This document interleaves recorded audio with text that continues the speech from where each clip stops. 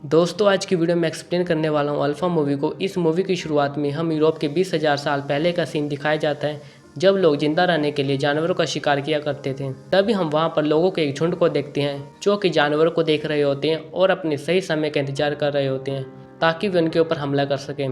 तभी उन लोगों के ग्रुप का लीडर अपने लोगों से कहता है, जाओ उनके ऊपर हमला कर दो। और वे जानवरों का झुंड भी उन्हें देख लेता है और उनकी तरफ बढ़ रहे होते हैं। उसके बाद वे लोग उनके ऊपर हमला करते हैं और सामने की तरफ से जानवरों का रास्ता ब्लॉक कर देते हैं, जिससे वो जानवर डर जाते हैं और दूसरी तरफ भागने लग जाते हैं। तभी दूसरी तरफ नीचे की तरफ खाई होती है और एक एक करके वो जानवर नीचे की तरफ गिरने लग जाते हैं। तभी ऊपर की तरफ सिर्फ एक जानवर बचा हुआ होता है और वह एक लड़के को देखता है और उसके ऊपर हमला करता है और उस हमले में उस लड़के को घायल कर देता है। उसके बाद वो जानवर उस लड़के को अपने सींग में लटका देता है। तभी उनके ग्रुप का लीडर उस जानवर के ऊपर हमला करता है, लेकिन उस हमले में जानवर का कुछ भी नहीं होता। उसके बाद वो जानवर खाई की तरफ आता है और उस लड़के को नीचे की तरफ फेंक देता है। तभी सीन शिफ्ट हो जाता है और हमें एक हफ्ते के पहले का सीन दिखाया जाता है। तभी कुछ बच्चे नुकीले हथियारों को बना रहे होते हैं और वह मुखिया उन हथियारों को चेक कर रहा होता है। जिन लड़कों के हथियारों को वो पास कर देता है, वे उन दोनों से कहता है कि तुम दोनों अगली बार हमारे साथ शिकार के लिए चलोगे। उन दोनों लड़कों में से एक मुखिया का भी लड़का होता है जिसका नाम कीड़ा होता है और वो ही इस मूवी का मेन कैरेक्टर होता है। उसके बाद वो मुखिया कीड़ा के पास जाता है और उसे कहता है, तुम अब शिकार करने के लिए अच्छी तरह से तैयार हो चुके हो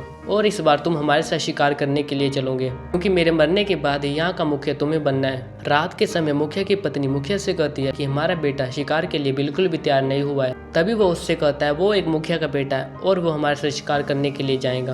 अगर हम लोग शिकार करने नहीं जाएंगे तो हम लोग भूख से मर जाएंगे। अगले दिन की सुबह कुछ लोग वहाँ से शिकार करने के लिए चले जाते हैं और कीड़ा भी उन लोगों में से एक होता है जो कि शिकार करने के लिए अपने पिता के साथ जाता है। उसके बाद वे सारे लोग वहाँ से चले जाते हैं। चलते चलते सामने की तरफ पत्थरों का एक साइन बनाया हुआ होता है। तभी वहाँ पर वे दूसरे लोगों को देखते हैं जो कि उनकी तरफ आ रहे होते हैं। तभी उस झुंड का मुखिया दूसरे झुंड के मुखिया को देखकर यह कहता है, कैसे हो दोस्त मेरे। तभी दूसरे झुंड का मुखिया दूसरे मुखिया से कहता है, यह कौन है। तभी वो मुखिया कहता है, ये मेरा बेटा है जिसका नाम कीड़ा है और ये हमारे साथ शिकार के लिए चलेगा। तभी दूसरा मुखिया उस मुखिया से कहता है, मैंने शिकार के चक्कर में अपने बेटे को खो दिया है, तुम ऐसी गलती बिल्कुल भी मत करना। लेकिन वो मुखिया उससे कहता है, मेरा बेटा बहुत ज़्यादा बहादुर है, वह किसी भी कठिनाइयों का सामना कर सकता है। उसके बाद वे लोग वहाँ पर एक हाथ का निशान बनाकर वहाँ से चले जाते हैं। उसके बाद वे लोग एक जानवर को घायल कर देते हैं। तब मुखिया कीड़ा से कहता है कि आओ चलो इस जानवर को मार डालो। तभी कीड़ा उस जानवर के पास जाता है और उसके ऊपर हमला करने ही वाला होता है, लेकिन वो उसे मार नहीं पाता। उसके बाद वो मुखिया उस जानवर को मार देता है। तभी रात के समय वे लोग आग जलाकर एक जगह पर बैठे हुए होते हैं। तभी उन लोगों को वहाँ पर किसी के आने की आवाज़ सुनाई देती है और वे सारे लोग चौकन्ने हो जाते हैं, लेकिन आवाज़ आनी बंद हो जाती है और उन लोगों को लगता है कि वो जानवर यहाँ से चला गया। और उसके बाद वे लोग आराम से बैठ जाते हैं। तभी वहाँ पर एक बड़ा सा शेर आ जाता है और एक आदमी को मुंह में डालकर अपने साथ लेकर चला जाता है और वे लोग कुछ भी नहीं कर पाते। अगले दिन वे लोग वहाँ से आगे की तरफ निकल जाते हैं और उसके बाद वे लोग अपने मुंह पर कीचड़ मल लेते हैं। और उसके बाद उन लोगों को सामने की तरफ एक जानवरों का झुंड दिखाई देता है।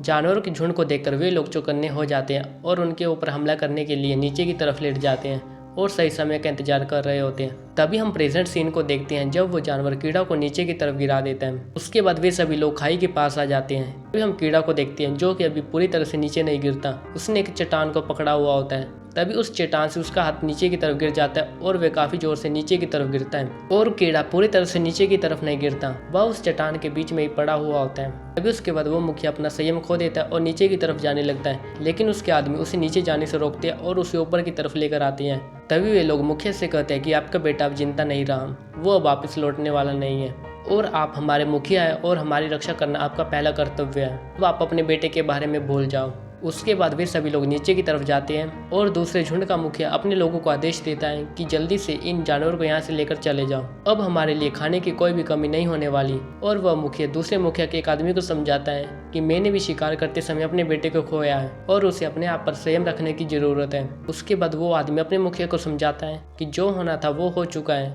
अब हम लोगों को यहाँ से जाना चाहिए, कीड़ा वापस आने वाला नहीं है। उसके बाद वे सभी लोग वहाँ से जानवर को उठाकर वहाँ से चले जाते हैं। अभी हम कीड़ा को देखते हैं जो कि उस चट्टान के बीच में पड़ा हुआ होता है। अभी उसके पास एक बड़ा सा पंछी आकर बैठ जाता है और उसे खाने की कोशिश करने ही वाला होता है। तभी वो कीड़ा उसे नीचे की तरफ गिरा देता है और वो कीड़ा अभी भी जिंदा होता है। उसके बाद वो कीड़ा नीचे की तरफ जाने की कोशिश करता है, लेकिन वह चट्टान काफी बड़ी होती है इसलिए वह नीचे की तरफ नहीं जा पाता।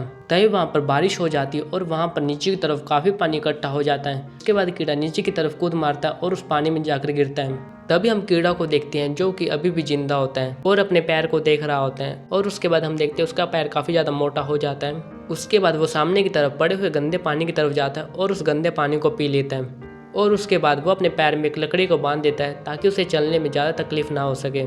उसके बाद वे वहाँ से अपने घर की तरफ जाने की कोशिश करता है और आराम आराम से आगे की तरफ जा रहा होता है। तभी एक भेड़िए का झुंड उसके ऊपर हमला कर देता है। कीड़ा उन लोगों से बचने के लिए पेड़ पर चढ़ने की कोशिश करता है। तभी एक भेड़िया उसकी टांग को पकड़ लेता है। तभी कीड़ा उस भेड़िए के ऊपर हमला करता है, जिस हमले में वो भेड़िया घायल हो जाता है। उसके बाद कीड़ा उस पेड़ के ऊपर चढ़ जाता है, लेकिन वो भेड़िए रात के समय भी वहीं पर होते हैं। उसके बाद वे सभी भेड़िए वहाँ से चले जाते हैं, लेकिन वो घायल वाला भेड़िया वहीं पर होता है जो कि पूरी तरह से घायल होता है। उसके बाद कीड़ा नीचे की तरफ आता है और उस भेड़िए के पास जाता है। भेड़िया उस कीड़ा को देखकर उसे घूरने लग जाता है और कीड़ा काफ़ी डर जाता है। उसके बाद कीड़ा उस रस्सी की मदद से उस भेड़िए के मुंह को बंद कर देता है ताकि वह भेड़िए उसे काट न ले। उसके बाद वो उस भेड़िए को ऊपर की तरफ उठा लेता है और एक गुफा की तरफ चला जाता है। रात के समय वे दोनों एक ही जगह पर बैठे हुए होते हैं। उसके बाद कीड़ा आग जलाने की कोशिश करता है, लेकिन वो आग को नहीं जला पाता।